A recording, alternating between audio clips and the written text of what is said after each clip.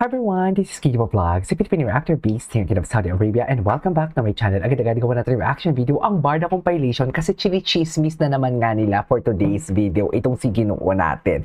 Kung ano-ano na lang talaga i-chismis, pero gagawa natin ito ng reaction video at papakinggan natin yung mga reaction ng mga defender din natin kung magkakaisa ba kami ng utak for today's video. So without further ado, let's start this reaction video. Ano to? Paano nalaman sino kasama ni D sa Salvento? Chameleon effect, subconscious tendency to mimic or mirror the posture, gesture, and facial expression of one's interaction partner. Okay. Sige nga, mems. Ay! Ayan na. Yeah. Yes, I know, right? I know, right? I know, right? Pero hindi ko napansin yan kanina kung in a way how David Licao ko laugh. Hindi ko napansin yan, I swear. Pero di ba palagi ko din yan sinasabi yung gumaganon siya? Di ba?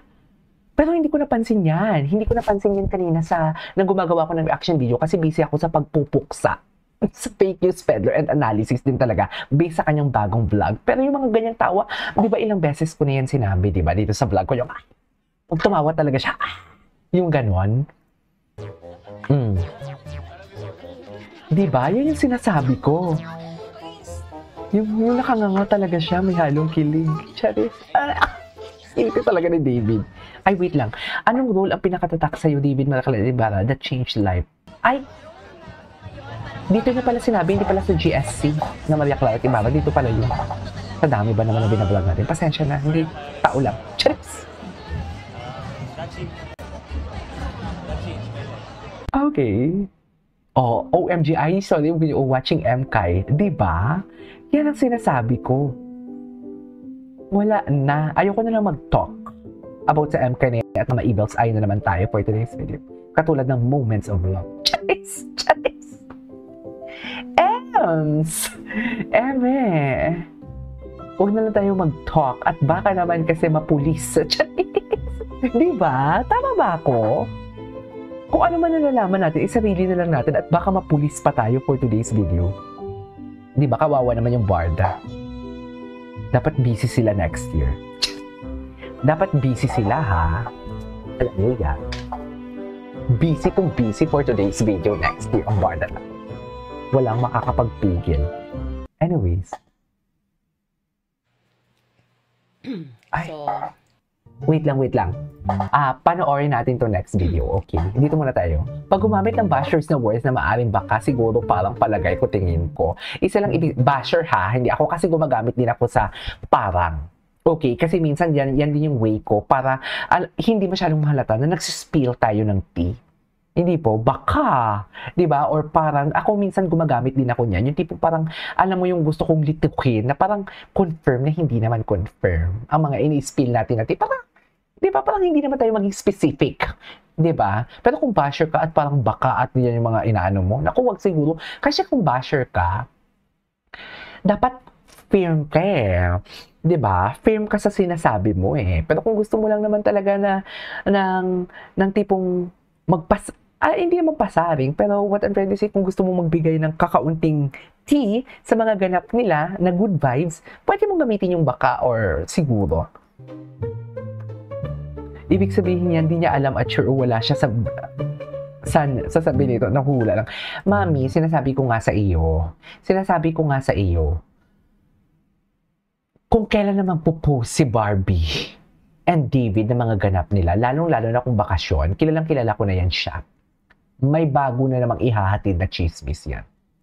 Ilang beses na ba siya tumaklit? Diba? Yun lang yung masasabi ko. Tapos ang usapan. Charis! Diba? Ay, 3 hours ago, sabay-sabay tayo.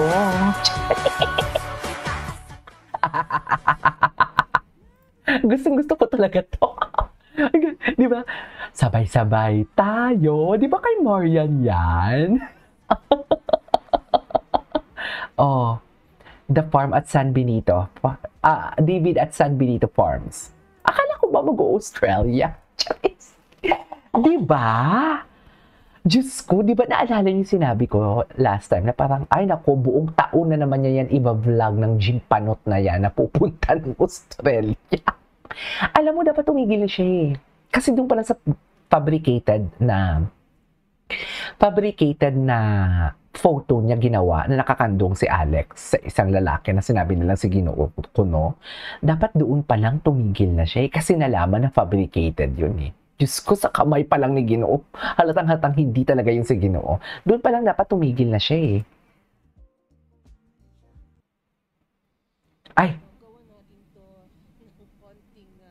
Ay, pakinggan natin to. Ilang minutes to? 8 minutes? Ayan na.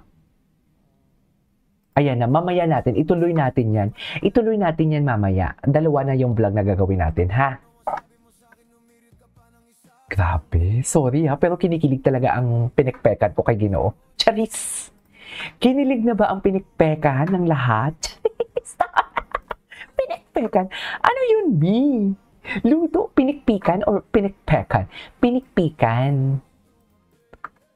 Bagay na bagay sa kanito yung mga ganitong kanta kay Ginoo. Bagay na bagay sa kanya to. Diba? Sige. Bar the rewind.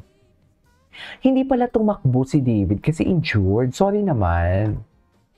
Diba?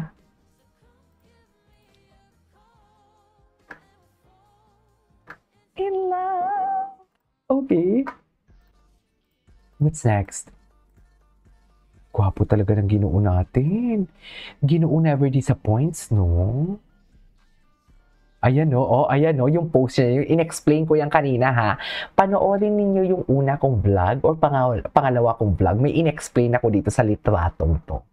Pinost pa din kahit pinagbabawal. Chares! Pinost pa din kahit pinagbabawal ng lolo nyo. Wala na. Chares! Chares! Wala na. Diba? Dito muna tayo, mamaya natin mag-chismisan. Pwede ba? Dito muna tayo pala sa repost. Sina natin kung ano yung mga bago. Ay, ito cute. Diyos ko, pinusto ni pinusto ni, sinend sa akin to ni, sino to? Ni Madam Divine. Cute niya talaga. Ay, cutie, baby boy talaga siya, no? Baby boy talaga siya. So, I am sending you this video. Ay, panoorin natin ito. Ay, yung tawa ha. Yung tawa. Diba?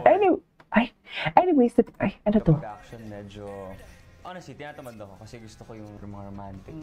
Ay. Gusto ko yung mga gaganin ko si Barbie. Ay, mga gaganin. Ay, di ba? Ano, Chap?